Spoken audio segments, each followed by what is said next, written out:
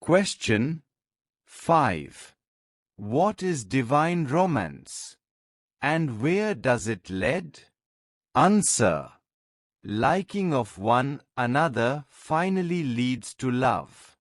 When a couple loves each other to the extent possible, then they cannot live without each other. This brings them to the final stage when they want to merge in each other, that lead to the stage of romance. Basically, romance is a higher and respected version of love. Romance is not possible. Rather, it is futile without the intrinsic linkage of delicate love. Romance without love is a lust. And lust turns into hatred, breakage and separation in course of time. Love is the source of successful physical romance in the horizontal or worldly plane. On the physical plane, love between the couple is a gateway to romance. Otherwise, it is the process to deplete the vital energy that makes the self gradually physically and mentally sick without getting the glimpse of satisfaction, and to be in a state of unison, and be in a blessed state, which is the net outcome or resultant of meaningful or successful romance. Love is at the threshold of romance. What is love? It must be understood in depth. Love is not just kissing, hugging and speaking just a few sweet words under the effect of lust, and then quarreling and exchanging the unpalatable words. Love is the nectar that gives pleasant aroma and attracts the couple to merge in each other and forget themselves in totality, becoming one to live in unison in physical, mental, pranic or subtle and spiritual planes. Love is gross, but romance is subtle. It is not merely a feeling as love brings. It brings all that cannot be described and expressed in words. All words and language become futile to project the glory of romance. One can handle and look at the flower, can feel and smell the presence of its pleasant aroma, but unable to preserve its aroma by any available means.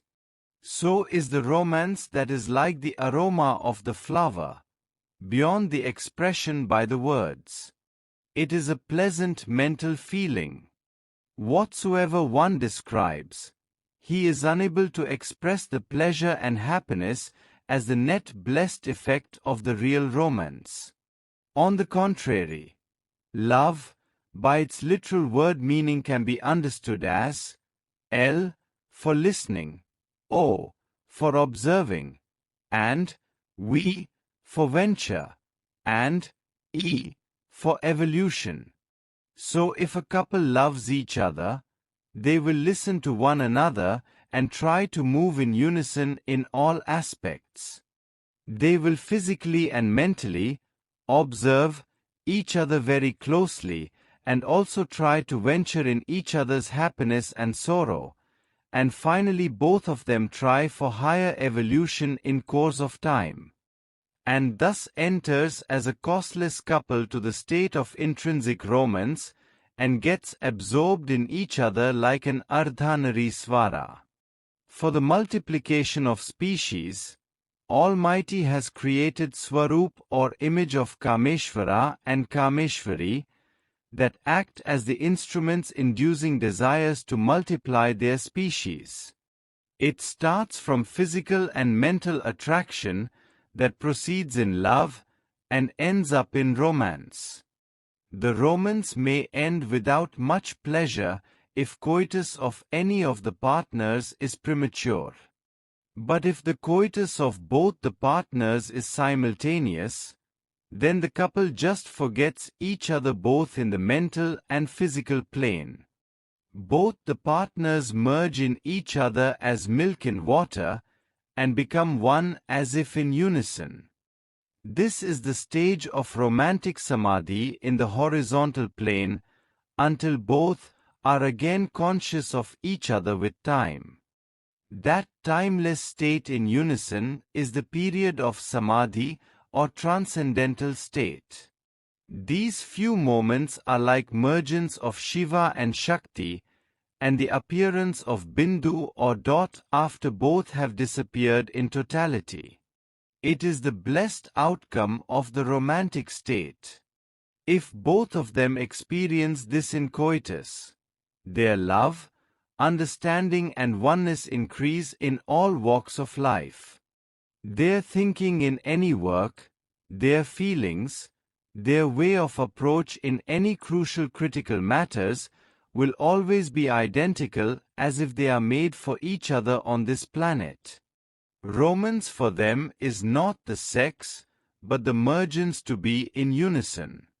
The process of romantic act continues as if Shiva is merged into Shakti, and finally the nectar of their romantic divine love gives the fragrance to the flower that appears out of their union. And this aroma will be filled with all virtues, and in short the blessed soul that appears will be Sampurn Guna Sampan, that is, he will be a highly evolved soul. This is the valuable gift of the divine romance in the horizontal plane. It is not the byproduct of the desired or undesired sexual activity of the couple. This is the priceless gift from the Almighty, and couples will realize this in course of time. On the similar modes as above, if the spiritual aspirant loves the Almighty, only then divine romance appears in the intrinsic heart of the sadhaka. This divine romance gradually merges the soul of the spiritual aspirant with the supernal. This happens with the grace of the Almighty. The soul of the sadhaka, after taking the nectar from the supernal on getting merged, returns back to the Agya Chakra, rests there for a few seconds and again ascends, and gets merged with supernal, and thus draws cosmic energy from the supernal. This is the highest achievement of a spiritual aspirant in his life. This divine romance of soul with the supernal continues, and sadhaka becomes unaware of this divine play with time, and this timeless, stateless state of the spiritual aspirant is called Savikalpa Samadhi, that takes his soul to the state of self-realization. This is the highest success in the life of a spiritual aspirant. In short, the divine romance is the pathless path of the soul for mergence with the supernal that leads to Savikalpa to Nirvikalpa Samadhi gradually. This happens when the soul becomes the part of supernal like water in the milk, and returns back from this highest state of Nirvikalpa Samadhi by the wish and grace of the God. He then becomes Jeevan Mukta, or liberated soul in this life. This is the highest degree of divine romance, and there is no comparison of what a spiritual aspirant achieves in this romance as nectar of divine blessings from the Cosmic Mother.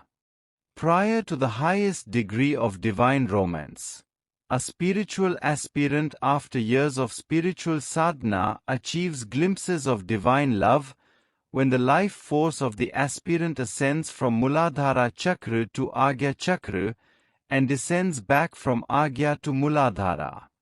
One such revolution of life force in the spinal cord is the first step of feeling of divine love.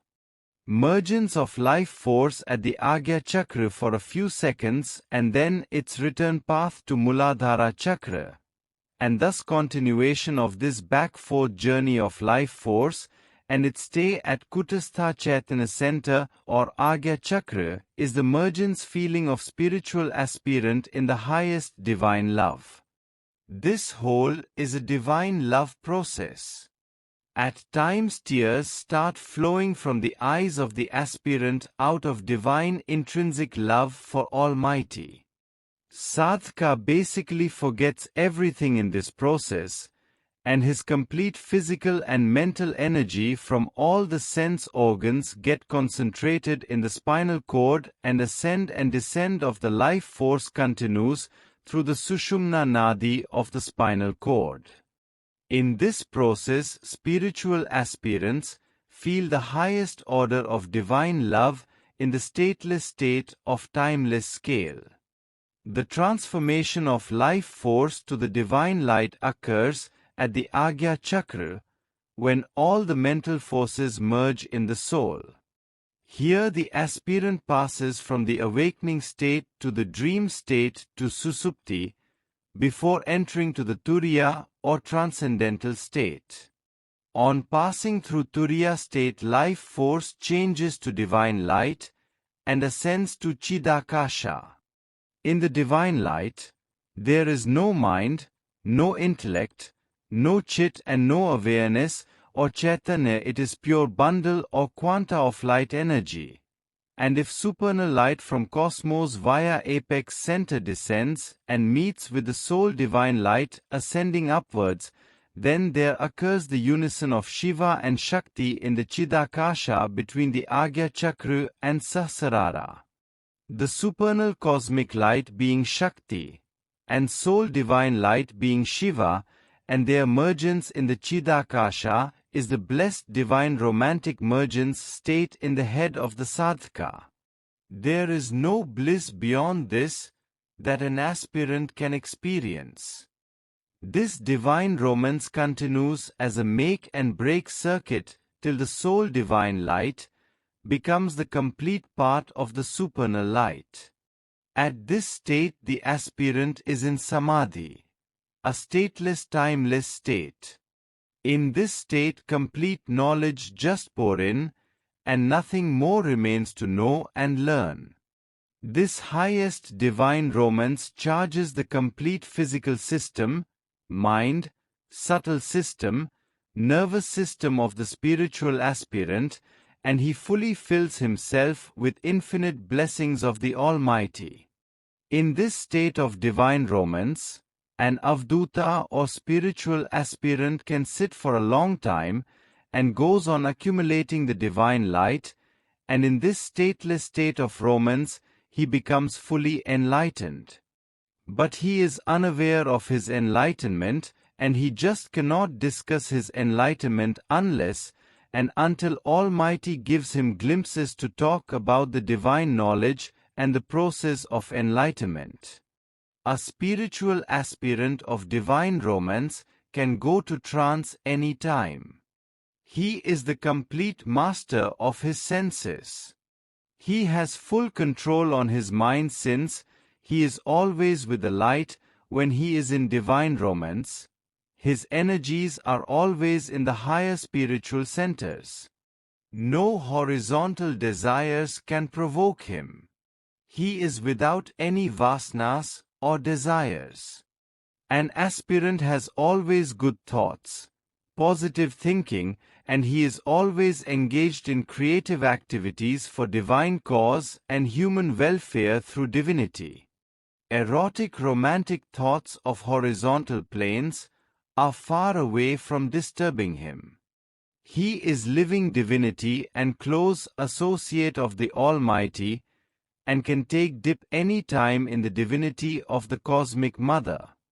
In short, a spiritual aspirant in divine romance becomes a divine personality and gradually turns into divine light by the blessings of his Guru, Mahavtar Babaji, and by the grace of Almighty.